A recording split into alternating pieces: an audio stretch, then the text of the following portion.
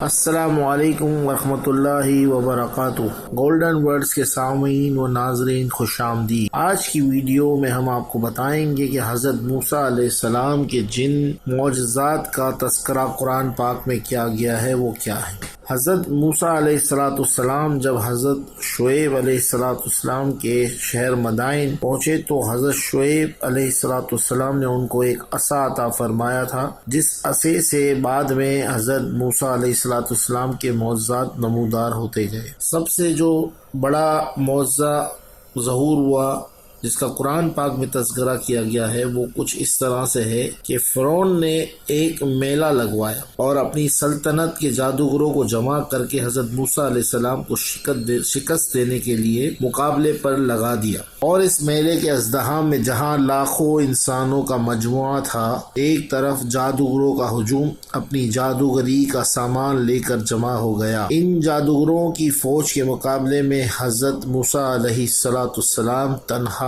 ڈٹ گئے۔ جادوگروں نے فرعون کی عزت کی قسم کھا کر اپنے جادو کی لاٹھیوں اور رسیوں کو پھینکا تو ایک دم وہ لاٹھیاں اور رسیاں سانپ بن کر پورے میدان میں ہر طرف ہنکاریں مار کر دوڑنے لگے، اور پورا مجمع خوف و ہراس میں بدحواس ہو کر ادھر ادھر بھاگنے لگا۔ فرعون اور اس کے تمام جادوگر اس کرتب کو دکھا کر اپنی فتح کے گھمنڈ اور غرور کے نشے میں بدمست ہو گئے، جوش شادمانی سے تالیاں بجا بجا کر اپنی مسرت کا اظہار کرنے لگے کہ اتنے میں ناگہاں حضرت موسیٰ علیہ السلام نے خدا کے حکم سے اپنی مقدس لاٹھی کو ان سانپوں کے ہجوم میں ڈال دیا تو یہ لاٹھی ایک بہت بڑا اور نہایت ہی ہیبت ناک اژدہا بن گیا، جادوگروں کے تمام سانپوں کو نکل گیا۔ یہ معجزہ دیکھ کر جادوگر اپنی شکست کا اعتراف کرتے ہوئے سجدے میں گر پڑے اور آواز بلند یہ اعلان کرنا شروع کر دیا، آمنا برب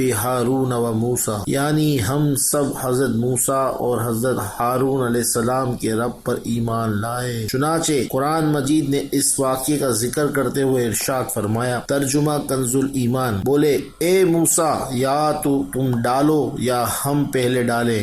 موسیٰ نے کہا بلکہ تم ڈالو۔ جبھی ان کی رسیاں اور لاٹھیاں ان کے جادو کے زور سے ان کے خیالات میں دوڑتی معلوم ہوئیں۔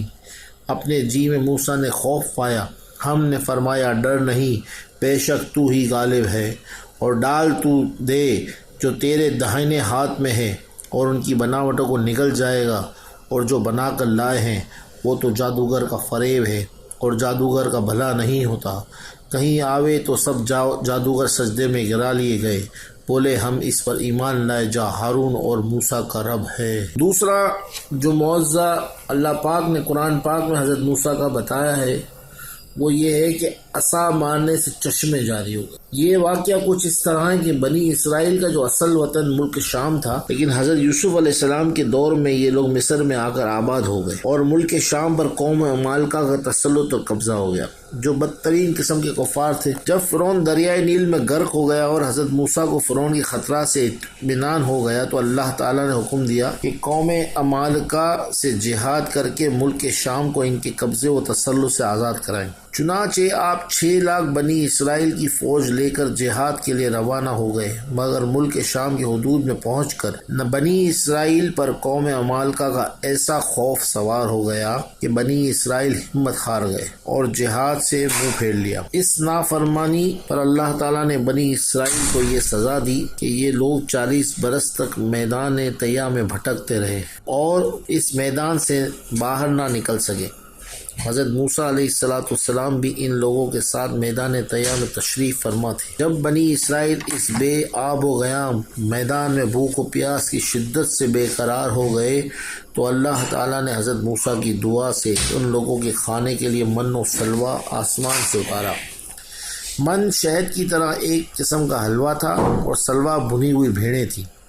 کھانے کے بعد یہ لوگ پیاس سے بےتاب ہونے لگے اور پانی مانگنے لگے تو حضرت موسیٰ علیہ السلام نے پتھر پر اپنا عصا مار دیا اور اس پتھر سے 12 چشمے پھوٹ کر بہنے لگے۔ بنی اسرائیل کے 12 خاندان تھے اور ہر خاندان کے لیے ایک ایک چشمہ نکل پڑا اور سارے خاندان اپنے اپنے ایک چشمے سے خود پانی پینے لگے اور جانوروں کو بھی پلانے لگے۔ پورے 40 برس تک یہ سلسلہ جاری رہا۔ حضرت موسیٰ کا یہ معجزہ تھا جو عصا و پتھر کے ذریعے سے ظہور آیا۔ قرآن مجید میں اس واقعے اور معجزے کا بیان کرتے ہوئے ارشاد فرمایا ہے، ترجمہ کنز الایمان: اور جب موسیٰ نے اپنی قوم کے لیے پانی مانگا تو ہم نے فرمایا اس پتھر پر اپنا عصا مارو، فوراً اس میں سے 12 چشمے بہہ نکلے۔ ہر گروہ نے اپنا گاٹ پہچان لیا۔ بے شک اللہ ہر چیز پہ قادر ہے۔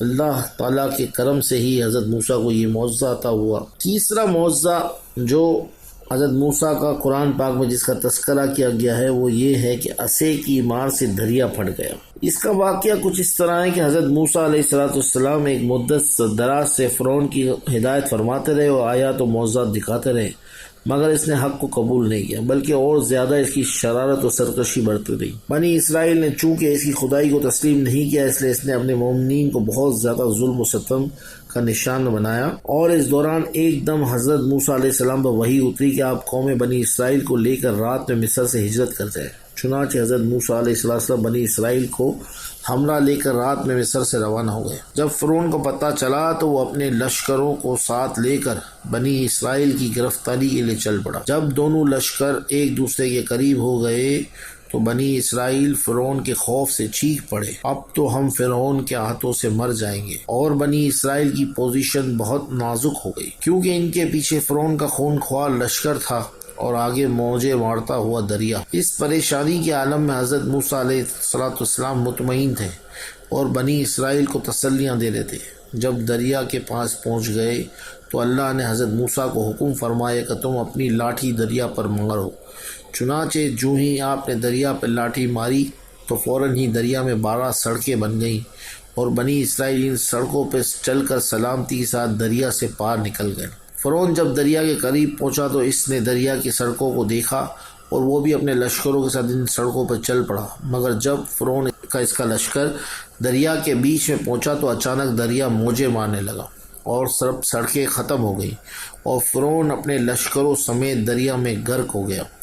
اس واقعے کو قرآن مجید میں اس طرح بیان کیا گیا ہے، ترجمہ کنز الایمان: پھر جب آمنا سامنا ہوا دونوں گروہوں کا، موسیٰ والوں نے کہا ہم کو انہوں نے آ لیا۔ موسیٰ نے فرمایا یوں نہیں، بے شک میرا رب میرے ساتھ ہے اور مجھے اب راہ دیتا ہے۔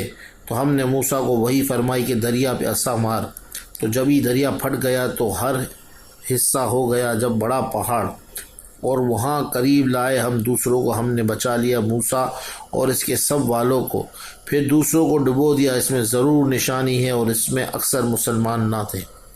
یہ ہیں حضرت موسیٰ علیہ السلام کی مقدس لاٹھی کے ذریعے ظاہر ہونے والے تینوں عظیم الشان معجزات، جن کو قرآن کریم نے مختلف الفاظ متعدد عنوان میں بار بار بیان فرمایا کہ لوگوں کے لیے عبرت اور ہدایت کا سامان بنا دے۔ واللہ رسول عالم۔ گولڈن ورڈز کے سننے اور دیکھنے والوں، آپ سے گزارش ہے کہ ہماری اگلی ویڈیو کو بھی ضرور دیکھیے۔